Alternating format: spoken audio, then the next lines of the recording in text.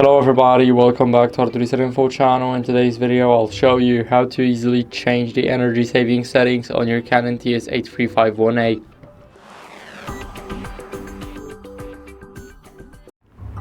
So first, what you guys want to do is go over to the gear icon settings.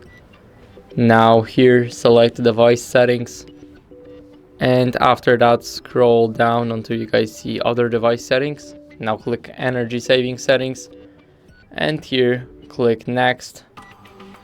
Let me go here again because it's skipped.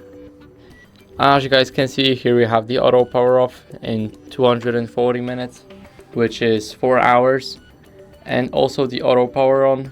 It's disabled right now, but here you guys can basically change it by clicking on it. Here you guys can enable it, and you guys can do the same with the auto power off. Here you guys can select never or set it to 15 minutes. So that's basically it. I hope this video helped you, and if it did, then leave a like, sub, and a comment, and I'll see you in the next one.